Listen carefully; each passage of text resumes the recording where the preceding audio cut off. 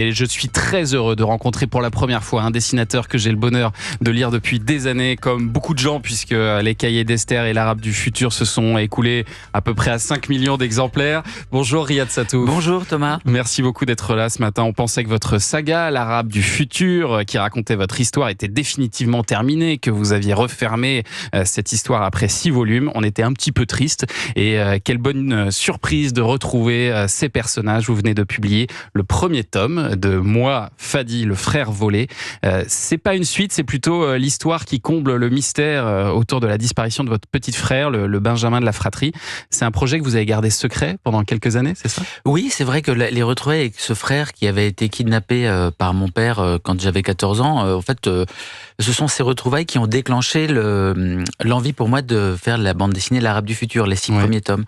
Parce que voilà, il m'a raconté plein d'histoires sur sa vie en Syrie, sur tout ce qu'il avait expérimenté, etc. Et j'avais immédiatement envie de faire une BD aussi de ses histoires à lui.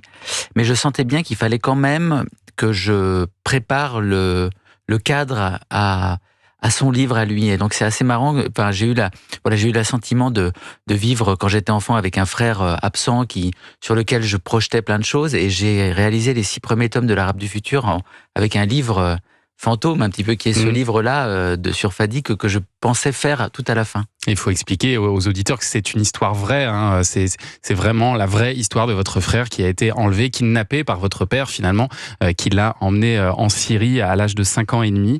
Et vous avez grandi donc avec ce frère fantôme et lui a grandi avec une mère fantôme. Du coup, c'est comme ça qu'il voilà. l'a vécu. Et c'est vrai que dans la première série de l'Arabe du futur, c'était mon point de vue sur l'histoire de la famille. Et dans cette nouvelle série, Moi Fadi, c'est vraiment sa parole à lui.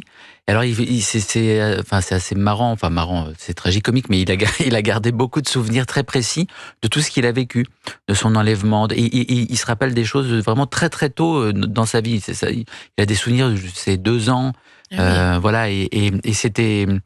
Moi, j'ai un ego surdimensionné. Je pensais que j'avais une super mémoire, et lui, il a encore une mémoire meilleure que moi, ce qui est encore plus énervant. Et donc, mais c'était génial à exploiter parce qu'il se rappelait de plein de choses. Je pense que le traumatisme qu'il a vécu a rendu ses neurones extrêmement vifs et irrigués. Et il se rappelait de tout. Racontez-nous comment vous avez retrouvé votre frère en 2011. Comment ça s'est passé? Et puis qu'est-ce que ça fait de retrouver son frère après 20 ans d'absence comme ça? C'est compliqué à exprimer, c'est vrai. Bon, je l'ai raconté dans l'Arabe du futur. Il est rentré en France. J'ai réussi à le faire revenir en France au moment du début de la guerre civile en Syrie, quand le pays s'effondrait. Ça a été extrêmement juste c'est une histoire de jours avant que lui-même ne parte à l'armée. Et donc je le revois plus jamais. Je pense là c'était terminé. Et c'est vrai que c'est assez indescriptible. C'était quelqu'un d'autre et en même temps, c'était celui que j'avais perdu quand il avait 5 ans et demi. Je le reconnaissais, il avait le même genre immédiatement. La façon de rire, je sais pas, c'était très... Et surtout, moi je sais que c'était un puits d'histoire, c'est-à-dire tout ce qu'il s'est mis à me raconter, parce que à travers son histoire à lui, il y avait aussi le personnage de notre père qui avait fait ce crime terrible et qui en même temps était un personnage assez incroyable parce qu'il était fasciné par les dictateurs, qui adorait Saddam Hussein et qui en même temps était gentil parfois avec ses enfants. Enfin, il y avait un personnage en clair-obscur et j'ai voulu savoir plein de choses sur ce père et ce qu'il avait fait pendant 20 ans. Et donc, il m'a tout raconté. Et on ressent tout ça, ce côté tragicomique dont vous parlez dans ces BD, parce que c'est à la fois léger et tragique à la fois. C'est assez étonnant quand on le lit. Et votre père, donc, c'était un Syrien qui se disait docteur en histoire, très fortuné, mais on ne sait pas trop finalement ce qui est vrai ou ce qui est de l'ordre de la mythomanie. Oui, c'est ça. Moi non plus, je ne sais toujours pas trop. En tout cas, j'ai jamais hérité de ces millions qu'il était censé avoir. Voilà. Mais voilà. Il y avait vraiment un gros sac d'argent énorme. Oui, mais alors c'est ça. Alors c'est drôle parce que en fait c'était un énorme sac de livres syriennes. Il faut savoir que voilà, je pense que ça valait peut-être 500 €. Je sais pas. C'était pas des dollars. Voilà, mais c'est vrai que mon père est un personnage qui est un des personnages centraux de l'Arabe du futur parce que voilà, il était issu d'une famille de paysans très pauvres et il était le seul de sa famille à être allé à l'école et il avait réussi à devenir docteur en histoire à la Sorbonne parce qu'il avait eu une bourse de l'État français. Et donc il n'avait pas voulu travailler en France. Il était retourné travailler au Moyen-Orient, en Libye et en Syrie.